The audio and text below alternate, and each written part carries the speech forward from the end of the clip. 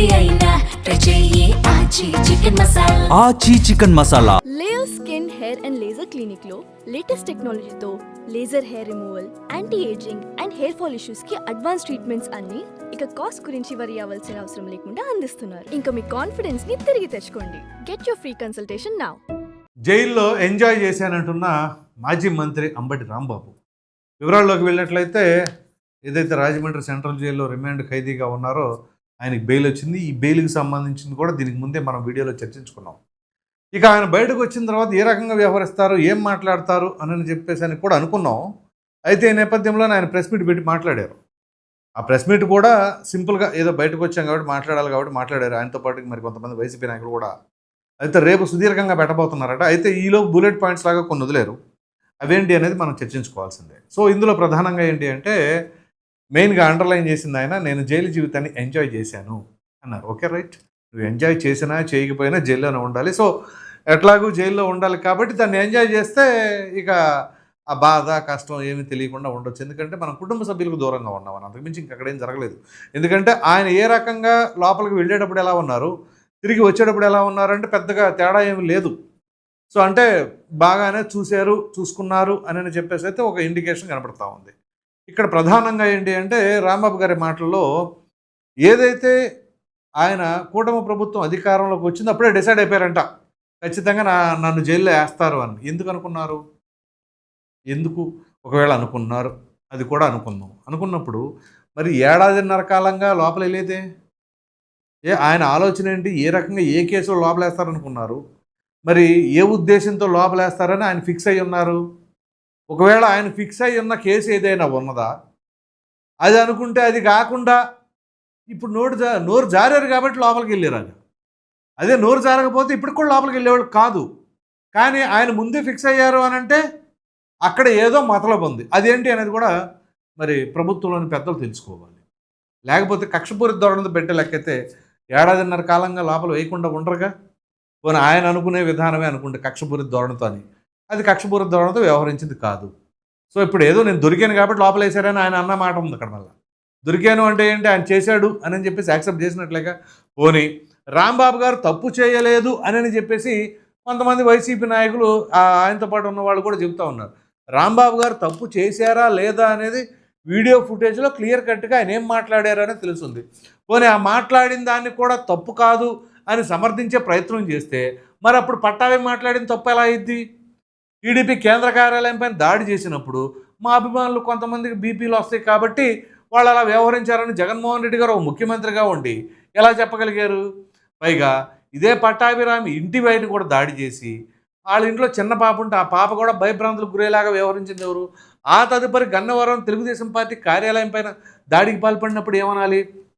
So ఇప్పుడు వాళ్ళు చేశారు కాబట్టి వీళ్ళు చేశారని ఎవరు సమర్థించరు. చంద్రబాబు నాయుడు సైతం ఈ విషయాన్ని ఎక్కడా కూడా ఆయన సమర్థించట్లేదే.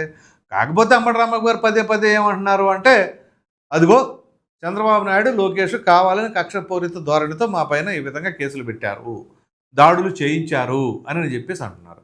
సో ఇంట్లో భయభ్రాంతులకు గురయ్యారు మా కుటుంబ సభ్యులు కూడా, అది వాస్తవమే కాదని అన్నట్ల. అయితే ఈ దాడిని ముఖ్యమంత్రి గారు లేదా నారా లోకేష్ గారు ప్రోత్సహించారు అని చెప్పేసి అంటే అది ఆయన విజ్ఞతగా వదిలేయచ్చు. ఎందుకంటే అక్కడ కేసులు వాళ్ళపైన పెట్టారు. సరే ఇప్పుడు ఆయన అంటుంది ఏంటి, దాడులు చేసిన వాళ్ళేమో బయట ఉండారు, దాడి చేయించుకున్న వాళ్ళు లోపల ఉన్నారు. అసలు దాడుల దాకా ఎందుకు వచ్చింది అనే విషయం చెప్పరే? అసలు దాడి దాకా ఎందుకు వచ్చింది? నిజంగా దాడులే చేయాలి అనుకుంటే, ఒకవేళ కక్షపూరిత ధోరణితో తెలుగుదేశం పార్టీ అటాక్ చేయాలి అని అనుకుంటే 2024 జూన్లో ఫలితాలు వచ్చినాయి. 4వ తేదీన 12వ తారీఖున వీళ్ళు ఛార్జ్ తీసుకున్నారు ప్రభుత్వానికి ప్రమాణ స్వీకారం చేసి. మరి అటువంటి అప్పుడే చేయాలిగా, ఒకవేళ అలా చేయాలి ఎక్కడుంటే. కానీ ఇక్కడ ఇంతకాలం ఎందుకు గ్యాప్ తీసుకున్నారు? ఇప్పుడు ఏమైనా ఆయన మాట్లాడకుండా ఏమైనా దాడి చేస్తే పోనీ అదైనా అనుకోవచ్చు. ఆయన నోరు జారారు, ఆ జారిన మాట వాస్తవమైన ఆయనే ఒప్పుకున్నాడు. మరలా తిరిగి పక్కన వాళ్ళు చెబుతున్నారు ఆయన తప్పు చేయలేదని. ఇది ఎలా ఉందంటే కల్తీ జరగలేదని చెప్పేసి మిగతా వాళ్ళందరూ చెబుతున్నారు.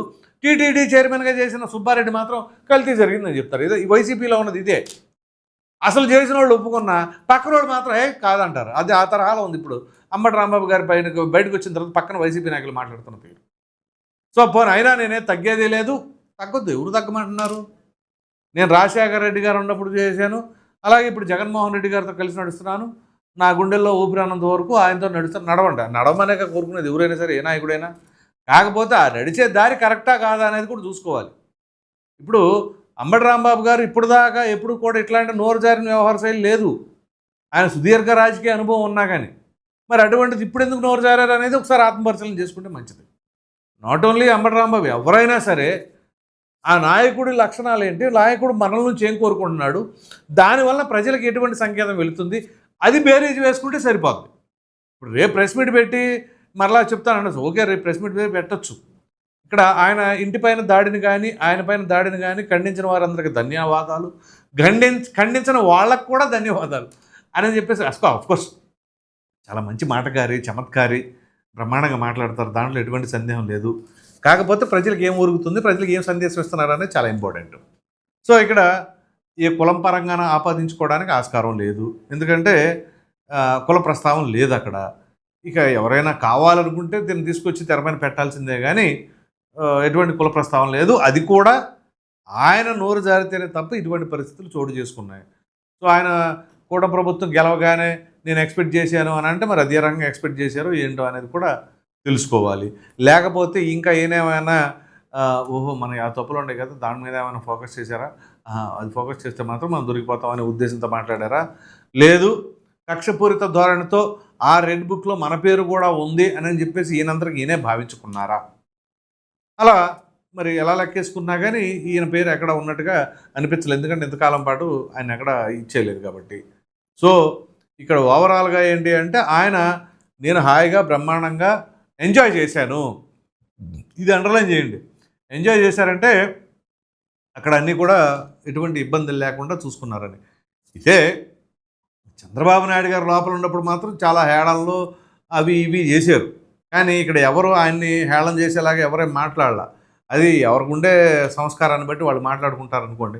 ఇదే చంద్రబాబు నాయుడు గారు లోపల ఉన్నప్పుడు మాత్రం దోమలు కొట్టక రంభా ఓరసులు వచ్చి కొడతాయా అవా ఇవ్యా అని చెప్పేసి చాలా తుస్కారమైన మాటలు మాట్లాడారు. కానీ ఇక్కడ అంబటి రాంబాబు గారు లోపల ఉన్నప్పుడు లేదా ఇంకొక వ్యక్తి లోపల ఉన్నప్పుడు ఎక్కడ ఎవరు మాట్లాడాల బహిరంగంగా, పైగా అధికారంలో ఉండి. సో ఇక్కడ రేపు ఏం జరగబోతుంది అనేది మాత్రం ఒక కీలకం. ఇప్పుడు ఒకవేళ నిజంగా ఆయన పైన కక్షపూరిత ధోరణితో వ్యవహరించేలాగైతే మరి ఇంకో కేసు కూడా తీసుకొచ్చేవాడికి ఇప్పుడు 18 రోజుల పాటు ఆయన ఉన్నారు జైల్లో. ఈ 18 రోజులకే పెద్ద ఇదేం కాలేదు, నాకేం కాలేదు, ఇంకా ఉంటాను కూడా ఇబ్బంది ఏం లేదు, నేను ఎంజాయ్ చేస్తాను అంటున్నారు. సరే మీరు ఎంత ఏం చేసినా నేను మాత్రం తగ్గేదే లేదు అనేది ఒక ఇండికేషన్ మాత్రం ఆయన ఇస్తున్నారు. సరే తగ్గమాకండి, దేనిలో తగ్గకూడదు అంటే ప్రజాసేవలో తగ్గకూడదు, ప్రజలకు ఎప్పుడు అందుబాటులో ఉండాలి అనేది అక్కడ కావాల్సింది. ప్రజలకు ఏంటి, ప్రజాప్రతినిధులు అందరూ కూడా ప్రజల కోసం ఉండేలాగా కోరుకుంటున్నారు. ఆ నాయకులు ఆయా నియోజకవర్గాల్లో కావచ్చు, ఆయా జిల్లాల్లో కావచ్చు. సో ఇటువంటి తరుణంలో మీరు తగ్గేదే లేదనంటే ప్రజల తరపున నిలబడండి, ప్రజల కోసం పోరాడండి. నిజంగా ప్రతి ఒక్కరు కూడా మెచ్చుకుంటారు. మామూలుగా మీ శైలి, మీ ధోరణి అనేది ఏంటంటే ఎప్పుడు కూడా మీరు గబక్క నోరు జారి మాట్లాడే తత్వం కాదు. కొంచెం గౌరవప్రదంగానే ఉంటారు, గౌరవప్రదంగానే విమర్శిస్తారు. కానీ మొన్న ఏదో పొరపాటున అట్లా జరిగింది. సో దాన్ని పొరపాటు జరిగింది అని చెప్పేసి అంటే అయిపోయింది. కానీ అక్కడ అసలు తప్పే జరగలే, నేనేం మాట్లాడలేదు అంటే ఆయన మాట్లాడిన ఆయన కంటే కూడా ప్రక్కన వాళ్ళు చెబుతూ ఉన్నారు కదా. సో ఈ నేపథ్యంలోనే ఇక ఎవరు ఎన్ని చెప్పినా ఏం చేసినా ఒక పార్టీని నమ్ముకొని ఉన్నప్పుడు, ఒక నాయకుడిని నమ్ముకున్నప్పుడు దానికోసమే కట్టుబడి ఉంటారు. కాబట్టి ఇన్ని కష్టాలు ఎదురైనా మేము ఇలాగ ఉంటాం, రేపు దీనికి డబల్ ఇస్తాం అది అని చెప్పేసి అన్నారు. సరే ఈ వార్నింగ్లు ఇవన్నీ తెలియదే ఉందిలే, కానీ నేను లేస్తే మనిషిని కాదనే తరహాలో ఏదో చెప్తూ ఉంటారు. కాకపోతే వీళ్ళు ఇస్తున్న స్లోగన్సు, చేస్తున్న వ్యాఖ్యలు అవి ప్రజలకి ఎట్లా రీచ్ అవుతుంది అనేది కూడా ఒకసారి వాళ్ళు చెక్ చేసుకొని దానిని బట్టి భవిష్యత్తు ఎలా ఉంటుంది అని చెప్పేసి ఒక ఐడియా వస్తుంది. సో ఓవరాల్గా ఇక్కడ చెప్పుకోవాల్సి వస్తే అంబటి రాంబాబు తాజాగా ఏదైతే బెయిల్ పైన వచ్చారో రాగానే మామూలుగా అందరూ ఊహించినట్టుగానే ప్రెస్ మీట్ పెట్టారు. కాకపోతే ఆ ప్రెస్ మీట్లో ఏంటంటే ఊహించని విషయాల్లాగా ఎంజాయ్ చేశాను, నన్ను ఇచ్చేశారు, అది చేశారు. అయితే ఇక్కడ ఆయన ఎంజాయ్ చేశారని రాస్తే కింద వాళ్ళ మీడియాలో మాత్రం నన్ను టార్చర్ చేశారు అది ఇది అని చెప్పేసి వాళ్ళు రాసుకుంటూ ఉంటారు. సో ఇక్కడ ప్రజలకి ఆయన ఏం మాట్లాడారు అనేది అర్థమవుతుంది. దానివల్ల అక్కడ నిజంగా ఒక మనిషిని జైల్లో పెట్టి సరైన సదుపాయాలు లేకుండా చేస్తే ఏ రకంగా ఉంటారు అనేది బయటకు వచ్చేటప్పుడు అర్థమైపోద్ది. దానికి 2 రోజులు చాలు, ఎక్కువ రోజులు అవసరం లేదు. 2 రోజుల్లో తెలిసిపోద్ది ఆ ఫేస్ ఎలా ఉంది ఏంటి, వెళ్ళేటప్పుడు ఎలా ఉన్నారు, వచ్చేటప్పుడు ఎలా ఉన్నారని. రాంబాబు గారిలో పెద్ద డిఫరెన్స్ ఏం కనపడలా. ఆయన వెళ్ళేటప్పుడు ఎలా ఉన్నారు, మొన్న ఇప్పుడు ప్రెస్ మీట్లో కూడా అంతే హుషారుగా ఉన్నారు. అదే మనిషి నీరసం లేదు, ఏం లేదు, అంతా బాగానే ఉంది. కాబట్టి ఆయనకి మంచిగానే సదుపాయాలు అవన్నీ ఉన్నాయి, ఎటువంటి ఇబ్బందులు కలగ చెయ్యలేదు అని చెప్పేసి. అంటే బహుశా ప్రభుత్వం కూడా ఆయన మాజీ మంత్రి కాబట్టి జాగ్రత్తగా చూసుకుంటే అని చెప్పేసి ఏమైనా చెప్పారు అధికారులకి ఏంటి అనేది కూడా ఆలోచించి. సో ఎనీహౌ మొత్తం మీద రాంబాబు గారికి ఎటువంటి ఇబ్బంది లేకుండా హ్యాపీగా జైల్లో ఎంజాయ్ చేశానని అంటున్నారు. కాబట్టి మరి రేపు ప్రెస్ మీట్లో ఎటువంటి వ్యాఖ్యలు చేస్తారు, ప్రధానంగా ఇప్పుడు ఆయన చేసిన కామెంట్స్ పైన మీ అభిప్రాయం ఏంటి? అసలు ముందుగా ఆయన నోరు జారి మాట్లాడకుండా ఉంటే బాగుండేదా? ఆయన తప్పు చేశాడని భావిస్తున్నారా? లేకపోతే లేదు తప్పు చేయకపోయినా కక్షపూరిత ధోరణితో వ్యవహరించారు కూడా ప్రభుత్వం అని చెప్పేసి భావిస్తున్నారా అనే అభిప్రాయాన్ని కామెంట్లో ఖచ్చితంగా తెలియచేయండి. Thank you.